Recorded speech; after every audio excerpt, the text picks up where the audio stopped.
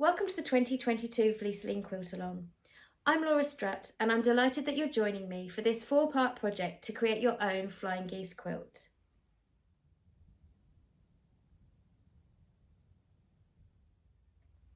Here in the 4th and final part of the Flying Quilt-A-Long 2022, I'm going to show you how to layer up your quilt using your quilt top, bamboo wadding and your backing fabric. I'm also going to show you a few techniques for hand quilting your project. And we're going to look at using the backing fabric to create your binding to finish your design. To prepare our quilt, we're first going to lay our backing fabric down so that the right side is facing away. So you want the wrong side of the backing fabric uppermost, and onto that I'm going to place my wadding. And I'm going to smooth it out so it's nice and neat, and this will lie flush together. Then I'm going to take my quilt top and I'm going to position that on top. So my quilt top is going to lay with the right sides uppermost. So when I look at the bundle, I have the backing fabric with the wrong side facing outwards, so that's going to be facing down. Then my quilt wadding goes on top, and these are all neatly matched at the sides. And then the quilt top with the right sides uppermost is positioned next. And with this uppermost, I can then see how my quilt's going to look. Before we begin quilting our project, what we need to do is to secure these 3 layers all together, hold them in place so we can work our project. One option is to take a contrast colour thread and work long basting or tacking stitches to hold the layers together. Alternatively, you can use some quilter's pins, and these have got a nice bend to them, allowing you to go through all 3 layers of fabric and secure the quilt in place. The third option is to use a spray adhesive, and this is a temporary fixing spray that holds all the layers together. The method that I'm going to use for this quilt is a spray base. So this is a temporary adhesive spray that will secure these layers together. So these adhesive sprays are ideal for smaller projects. They're not so great on large scale makes, so something of the size of this Quilt-A-Long quilt is ideal. What I need to do is to secure the backing fabric first. So I'm going to, first of all, make sure my quilt top is out of the way and peel back my wadding. So my backing fabric is placed with the right sides down and the wrong side is uppermost, ready to be layered with my wadding. So sparingly, I'm going to just add a small amount of the adhesive spray directly onto the surface of the wadding, and I'm going to just press that into position. Now that's holding those 2 layers together, ready for me to add the next layer. So the quilt top is the one that's going to be added here, and that's with the right side of the quilt top facing uppermost. So again, I'm going to use sparingly the adhesive spray directly onto the wadding, and I'm going to press my quilt top into position. As it's a spray, it's a good idea to use it in a well-ventilated area. Because this is a temporary adhesive spray, if I'm not quite happy with how I've positioned it, I can ease back the element, make some adjustments, and press it into place. So now all of my 3 layers have been spray basted together, ready for me to begin my quilting.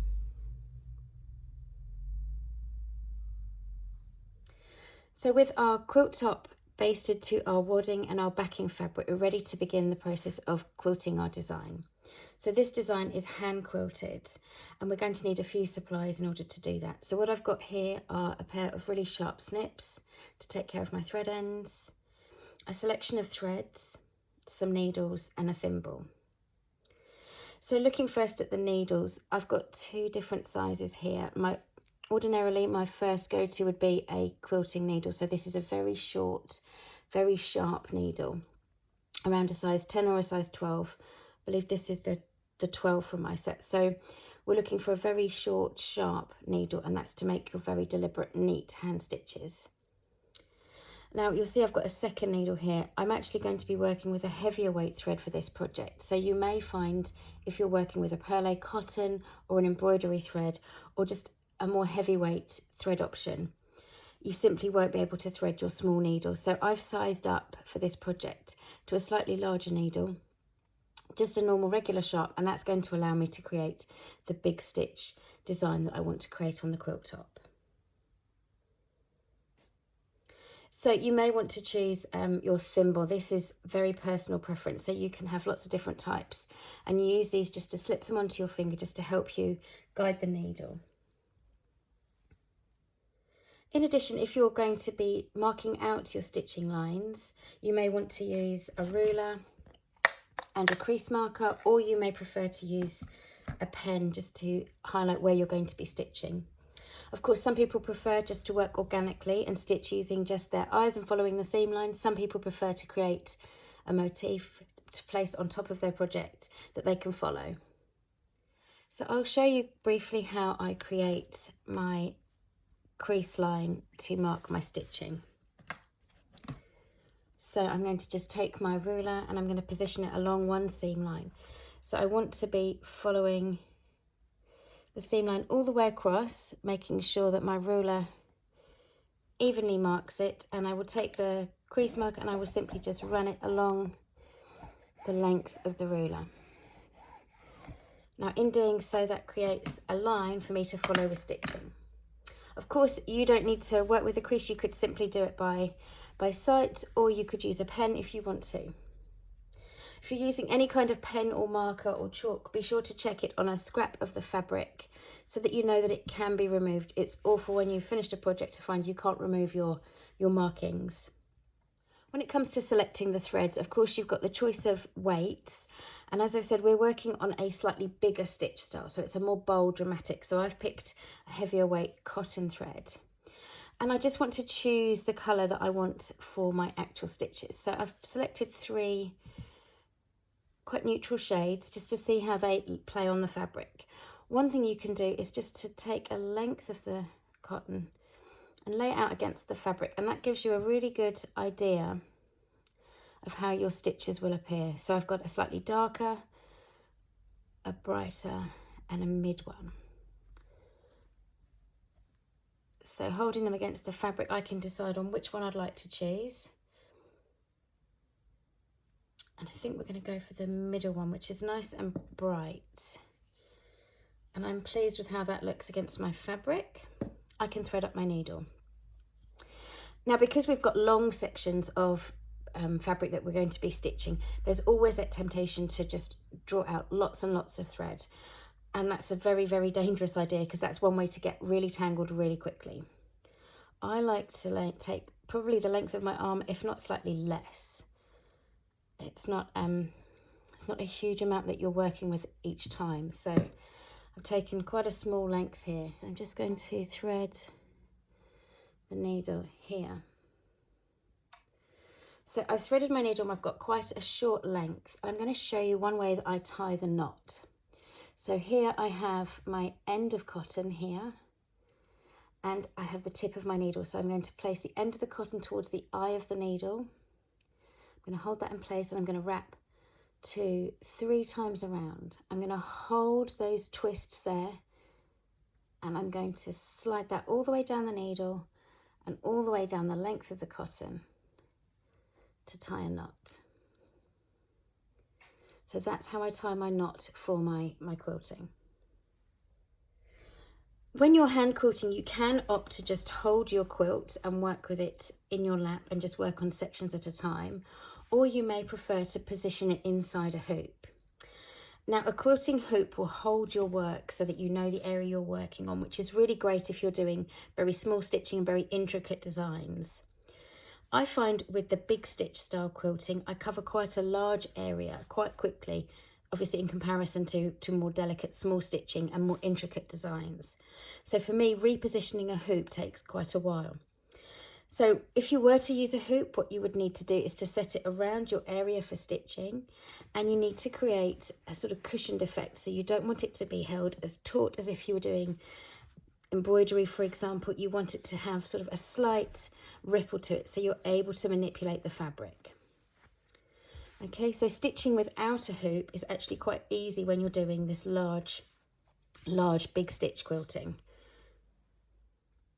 When you're ready to begin quilting, whether you're starting a new piece of thread or a new element of your quilt that you're stitching, you're going to have a needle and thread and you want to hide your knot. This isn't something we're going to want on the surface of the work, and because it's a quilt, we're not going to have it on the reverse of the work either. So with most hand stitching projects, you simply knot your work and you complete it so that your knots sit on the back. But we want to have this just to be plain stitching and we don't want the knot visible. So what we're going to do is sink our knot inside the quilt. So taking my stitching line, I'm going to use my needle and I'm going to pass it into the fabric. So it's ahead of where my first stitch is going to be. So my first stitch is going to start here and I've brought it through here. Now I'm not taking it through the wadding or the backing. We're simply just going through this upper fabric, so the fabric of our quilt top. And I'm going to pull it through and I'm just going to hold the thread and holding the fabric in place, I'm going to give a tight tug. And the slight pop that you hear, that's the knot going into the fabric. So here I've got a tail, which I can snip away later, but this section, now the knot is sunk inside and we're ready to begin stitching. So you can simply work a back stitch to secure it, or you can carry on stitching. This is actually going to be hidden within the binding here, so I'm not too worried, but that's how you would sink your knot for the beginning of every line of stitching. To create our hand quilting, we're going to be using our crease line here as the guide, and I'm going to be making just a series of running stitches across. Now you can choose to work side to side, or you may prefer to hold your work towards you and work towards you. My preference is usually to work towards myself, so I'm working in a line that directs itself towards me, but for the purposes of demonstrating to you, this might be slightly clearer. So what I'm going to be doing is I'm holding my quilt nice and firmly, so I don't want it to flop about too much. I want to hold it so it's nice and flat, so the top is parallel with the bottom. And I take my needle, and we often think of sewing with holding our needle quite flat to the surface of the work. What we want to do with quilting is to position it so that our needle is going straight directly down, so it's going through all 3 layers all at once, and just pop it through. And here's where I'm going to be using my thimble, so I'm going to pop that on my middle finger on the other hand underneath, which I'm going to be using to just rock the needle to come back up. So just rock and bring through the surface. So I'm going to lift my work and press down onto the line, and then I'll turn it over and show you. And here's where I'll be using my needle to my thimble just to rock it back. So we rock back, and then I can draw through and take a look at my stitches. Lovely. So I put my needle onto the surface of the work and press down. I rock. I'm using my thimble on the underside just to push the needle back up and pressing down. You may prefer to have another thimble or a finger protector on the top as well, just to help you if you're feeling the end of the needle coming into contact too much with your fingers. So we're just going to continue working with our rocking motion, so popping the needle down, bringing it up, using your finger at the back of the work just to rock and roll the needle back to the surface. So you can choose to work individual stitches at a time, so 1, or you can work a couple, just rocking and rolling the fabric until you've got your line of stitching. And we're going to carry that all the way along to create our stitching line across our quilt.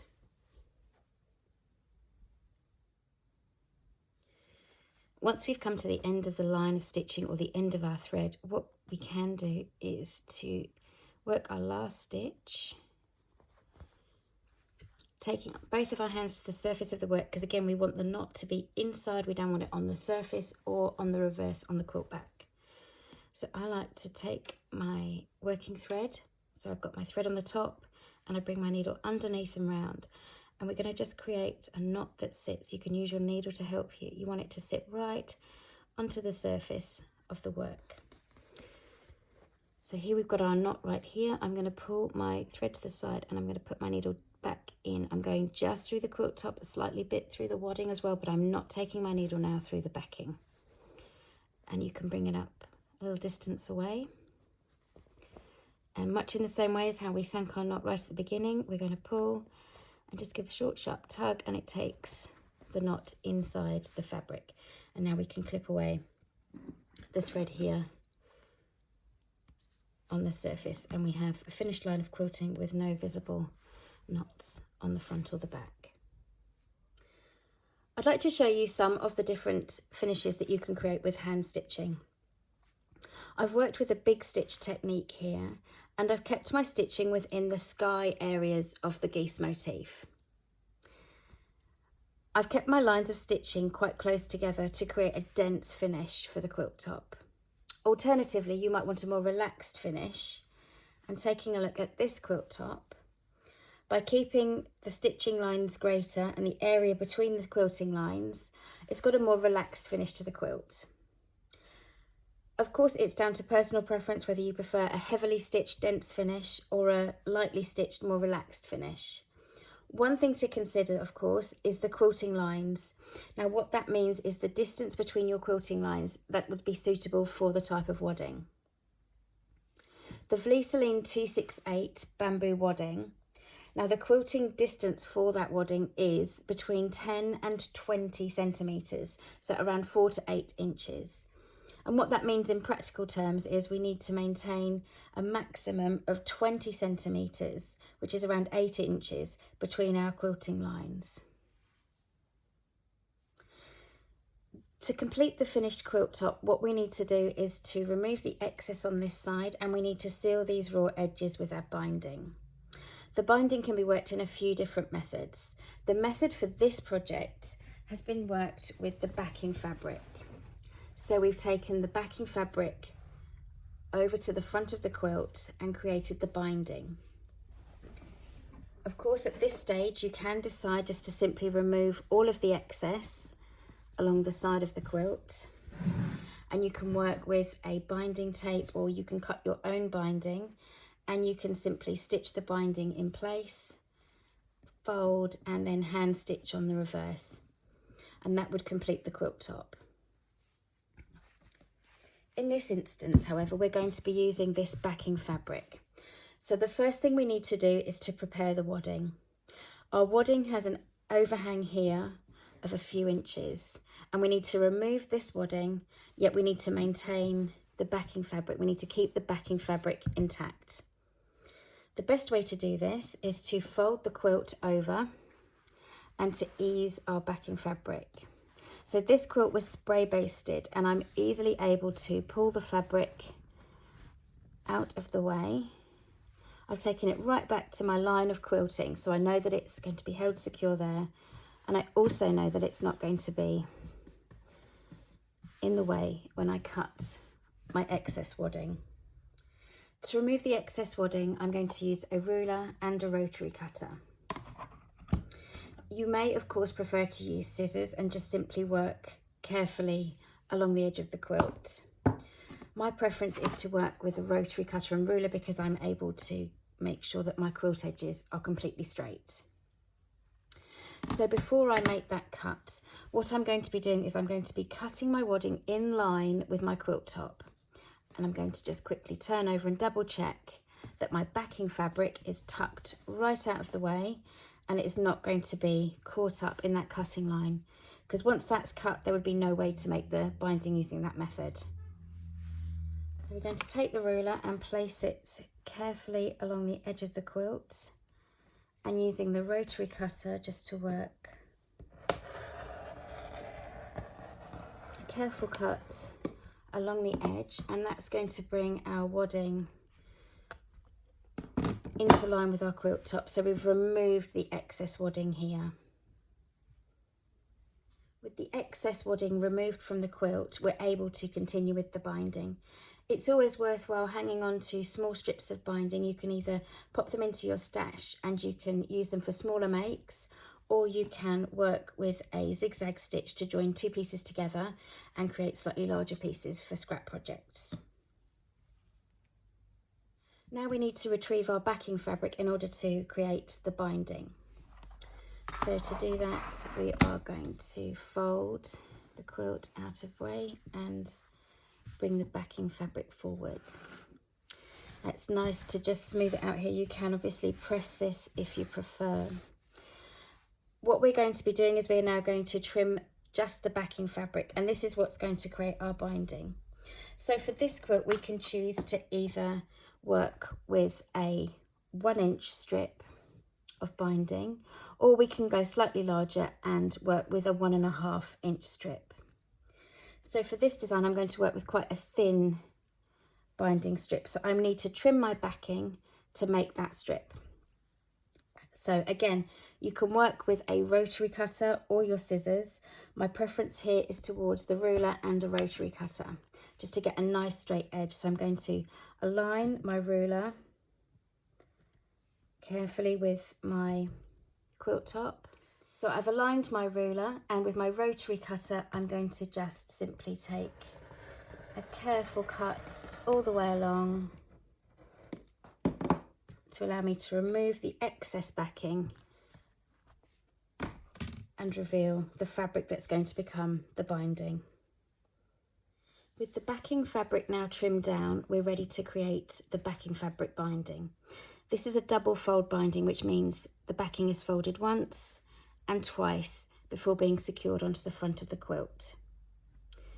In order for us to do that, we need to have our backing fabric folded. So we're taking the raw edging of the backing fabric and we're folding in half, aligning the raw edges of the backing fabric with the raw edges of the quilt.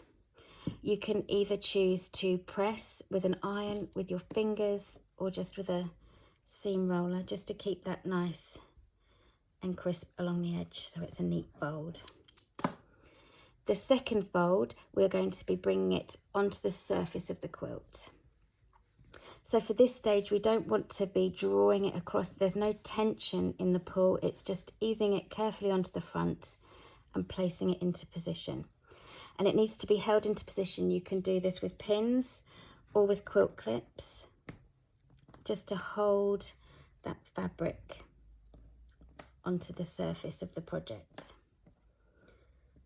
My preference here is to use quilt clips, as I find it holds the backing binding nice and neat and flat without causing any ripples on the front of the work.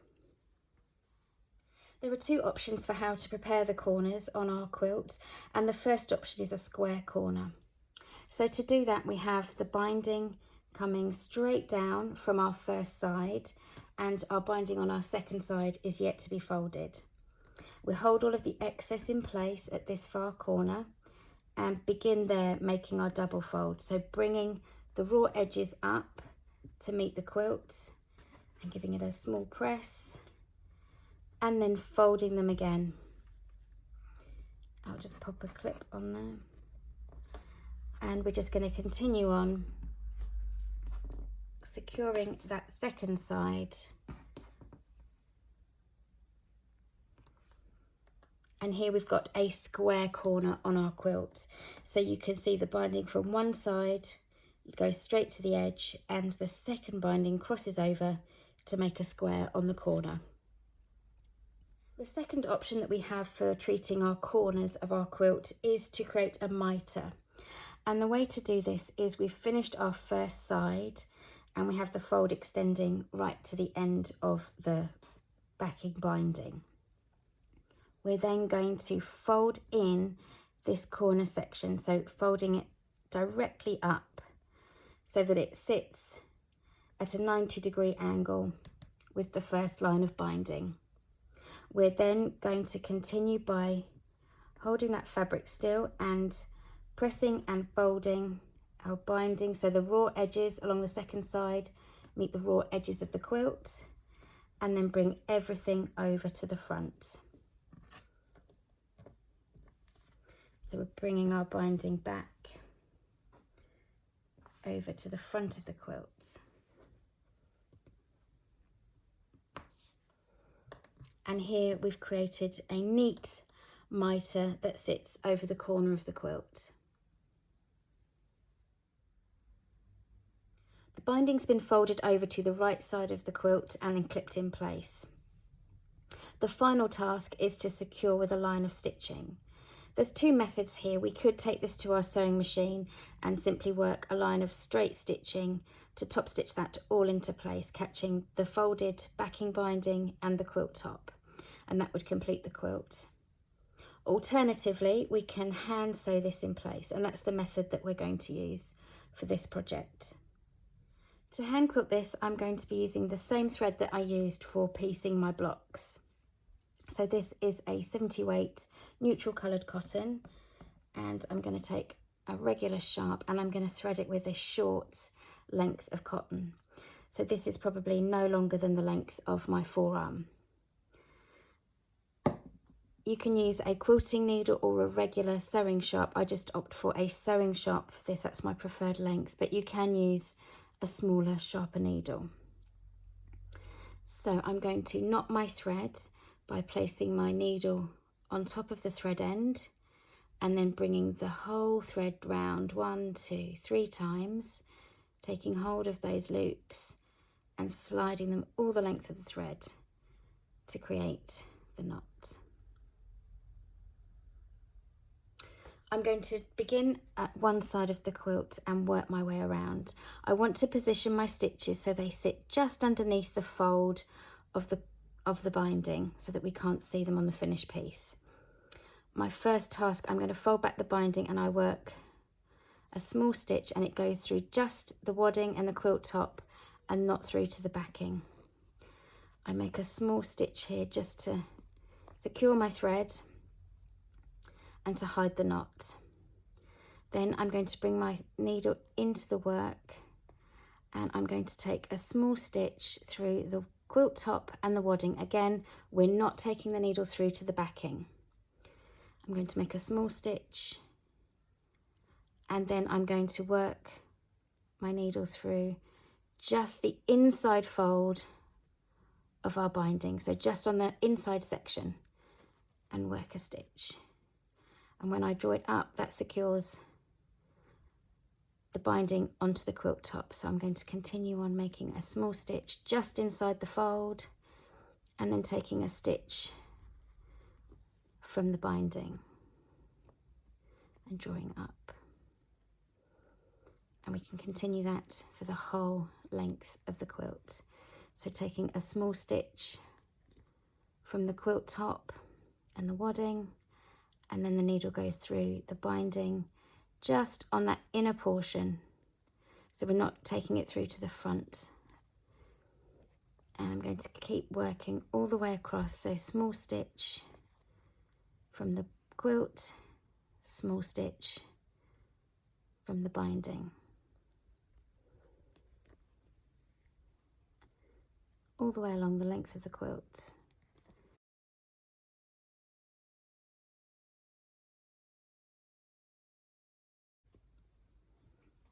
And when I draw up my threads, I can see that it holds the binding neatly in place and the stitches aren't visible either on the back or the front of the work.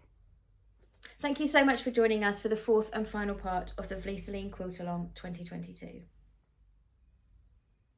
For more information on the Flying products, please do head over to the Flying website, or you can find out more on our social media pages on Facebook, Instagram, and also our YouTube channel. We really enjoy seeing your make, so please do use the hashtag Flying Quilt-A-Long 2022 when sharing your projects online. And you're welcome to join us in the closed creative community group on Facebook, where everyone is welcome and it's a safe space to share your projects and makes. You can also find me online at madepeachy.com and on social media at madepeachy.